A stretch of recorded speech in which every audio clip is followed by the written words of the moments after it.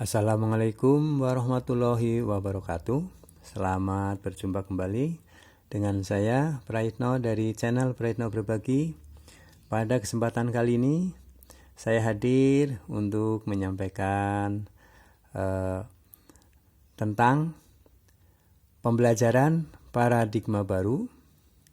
Kita akan menyambut di tahun ajaran baru tahun 2022-2023. Kita akan melaksanakan bersama-sama kurikulum Merdeka yang merupakan kurikulum untuk mengatasi atau sebagai solusi di dalam memecahkan ketertinggalan atau learning loss. Untuk itu maka kurikulum Merdeka hadir sebagai solusi bagaimana pendidikan kita tertinggal, apalagi pada saat pandemi COVID-19 melanda Indonesia dan dunia, sehingga pembelajaran terganggu bahkan tertinggal Untuk itu pemerintah melalui Kemendikbudristek telah mencanangkan kurikulum Merdeka. Dan dengan kehadiran kurikulum Merdeka ini, maka kita juga akan belajar, kita akan menerapkan bagaimana pembelajaran paradigma baru. Nah, untuk itu Bapak Ibu silakan mengkaji dan ikuti pencerahan materi tentang pembelajaran paradigma baru ini. Silakan ikuti dari awal sampai akhir agar mendapatkan pencerahan yang lebih optimal. Baik, mari kita awali dengan apa pengertian dari paradigma baru itu. Baik, sebelum kita melaksanakan nantinya melaksanakan kurikulum Merdeka di tahun ajaran 2022-2023, mestinya Bapak Ibu Guru harus memahami pembelajaran paradigma baru seperti apa. Selama ini kita melaksanakan kurikulum 2013 dengan pembelajaran yang telah kita lakukan Nah, untuk itu di kurikulum Merdeka ada istilah pembelajaran paradigma baru dengan kurikulum paradigma baru, yaitu kurikulum Merdeka. Maka kita pahami dulu makna dari pembelajaran paradigma baru. Apakah pembelajaran paradigma baru? Nah, ini konsepnya. Konsep dan komponen pembelajaran paradigma baru apa saja? Nah, kita akan tahu dulu mengenai apa pengertian pembelajaran paradigma baru. Pembelajaran paradigma baru memastikan praktek pembelajaran untuk berpusat pada peserta didik atau siswa. Pada pembelajaran paradigma baru, kerangka pengembangan pembelajaran bukan model yang linier, namun merupakan siklus yang berkesinambungan. Pembelajaran paradigma baru mencakup pemetaan standar kompetensi. Pertama ini adalah mencakup pemetaan standar kompetensi. 2, merdeka belajar. Dan 3, asesmen kompetensi minimal. Sehingga menjamin ruang yang lebih leluasa bagi pendidik untuk merumuskan rancangan pembelajaran dan asesmen sesuai dengan karakteristik dan kebutuhan peserta didik. Ketiga komponen di atas, yaitu komponen dari pemetaan standar kompetensi, merdeka belajar, dan komponen asesmen kompetensi minimal.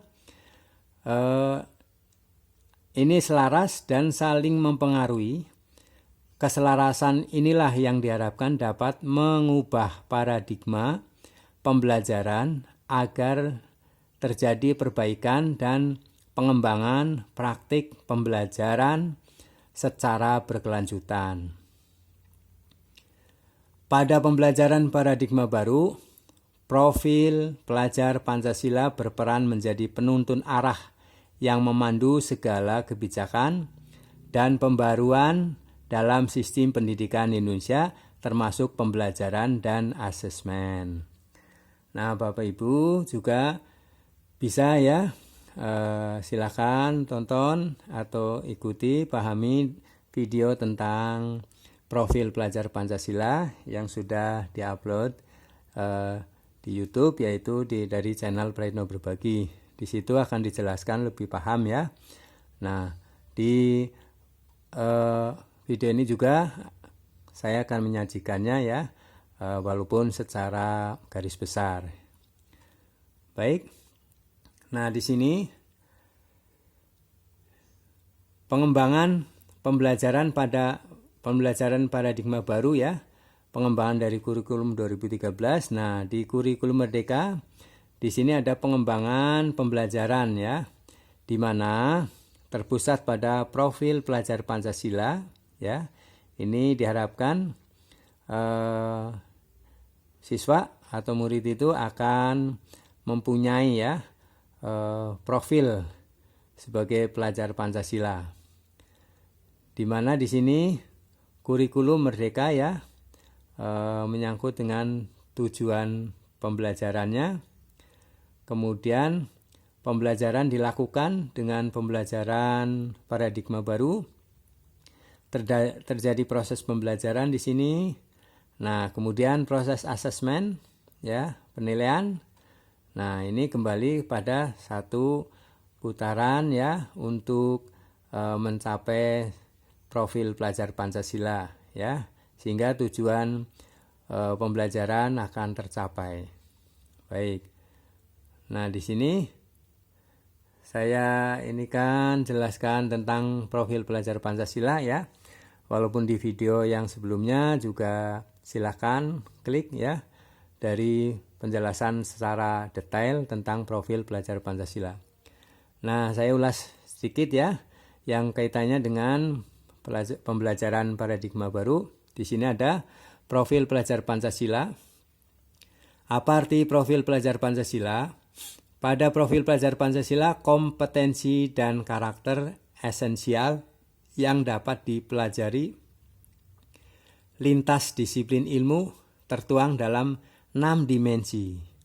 Setiap dimensi memiliki beberapa elemen yang menggambarkan lebih jelas kompetensi dari karakter esensial yang dimaksud, selaras dengan tahap perkembangan peserta didik, serta sebagai acuan bagi pembelajaran dan asesmen.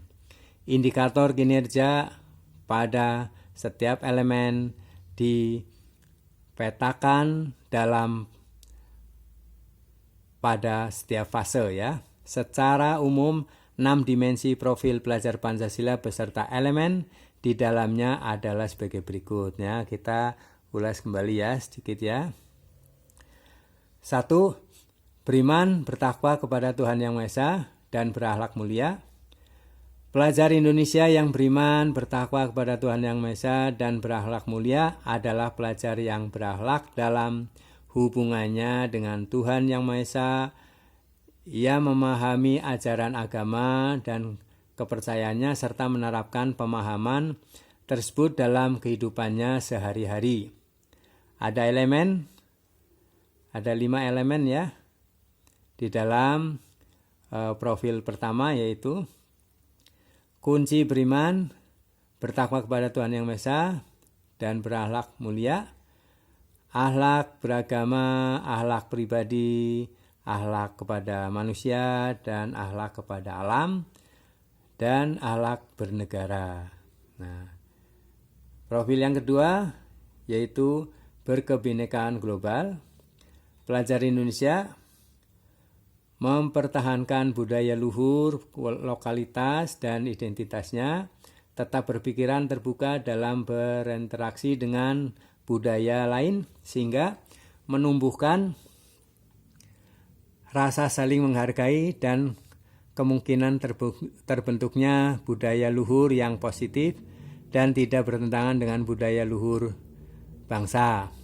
Elemen dan kunci kebinekaan global meliputi mengenal dan menghargai budaya, kemampuan komunikasi intelektual, interkultural dalam berinteraksi dengan sesama, serta refleksi dan tanggung jawab terhadap pengamalan kebinekaan. Profil ketiga adalah bergotong royong, yaitu pelajar Indonesia memiliki kemampuan bergotong royong, yaitu kemampuan untuk melakukan kegiatan secara bersama-sama dengan sukarela agar kegiatan yang dikerjakan dapat berjalan lancar, mudah, dan ringan. Elemen-elemen dari gotong royong adalah kolaborasi, kepedulian, dan berbagi. Profil keempat yaitu mandiri. Pelajar Indonesia merupakan pelajar mandiri, yaitu pelajar yang bertanggung jawab atas proses dan hasil belajarnya.